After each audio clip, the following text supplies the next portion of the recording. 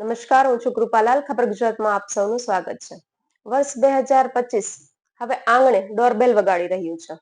ત્યારે આપ સૌ જેની રાહ જોઈ રહ્યા હતા એવી કુંભ રાશિના જાતકો માટે આવનારું વર્ષ કેવું રહેશે તે જાણીએ જામનગરના જાણીતા એવા જ્યોતિષાચાર્ય જીગરભાઈ પંડ્યા પાસેથી.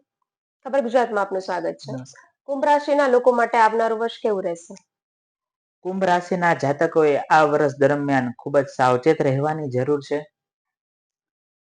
આપને શનિની પનોતીનો ત્રીજો તબક્કો માર્ચ 29 માર્ચ 2025 થી ચાલુ થવા જઈ રહ્યો છે, જે આપના આરોગ્ય બાબતે કષ્ટદાયક સાબિત થવાની શક્યતા છે. કુંભ રાશિના જાતકોને અગાઉ કરતા અવરોધો ઘણા બધા ઓછા થશે, પરંતુ સંપૂર્ણપણે અવરોધો બંધ તો નહીં જ થાય.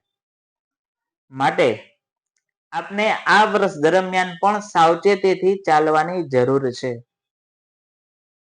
આપના વિચારોને મજબૂત બનાવો, આપના આત્મવિશ્વાસને વધારો,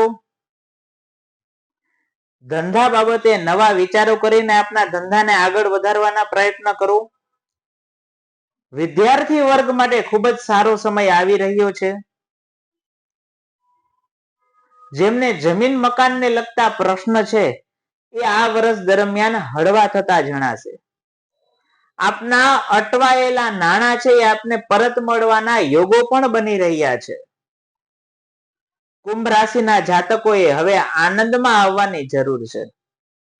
આ વર્ષ દરમિયાન શનિના પ્રભાવને હિસાબે જે વર્ષ ગયું એ વર્ષ દરમિયાન તો કુંભ રાશિના જાતકો ઘણા ચિંતામાં હતા, પરંતુ હવે ચિંતાને હળવી કરવાની જરૂર છે.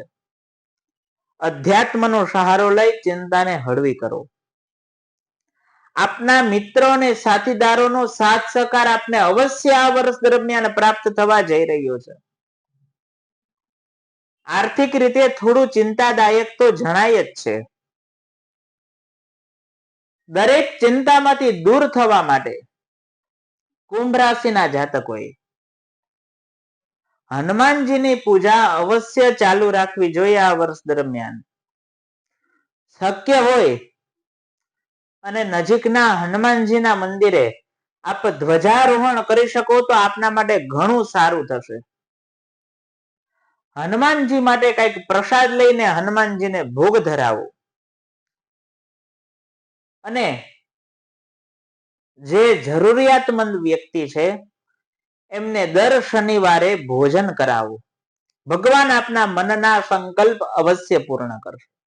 નમસ્કાર. તો કુંભ રાશિના લોકો હવે આનંદ માણવાનો સમય આવી ગયો છે, પરંતુ આરોગ્યની તકેદારી રાખવાનું ભૂલતા નહીં. તો જે રીતે આજે આપણે કુંભ રાશિ વિશે જાણ્યું, આગળ એક હવે મીન રાશિ વિશે પણ આપણે વાત કરીશું. પરંતુ અત્યાર સુધીમાં જે કંઈ પણ રિલીઝ થયેલી દરેક રાશિ વિશે આપના તરફથી જે ખૂબ સરસ પ્રતિસાદ મળ્યો છે તે બદલ આપ સર્વેનો હું ખૂબ ખૂબ અહીં આભાર માની રહી છું.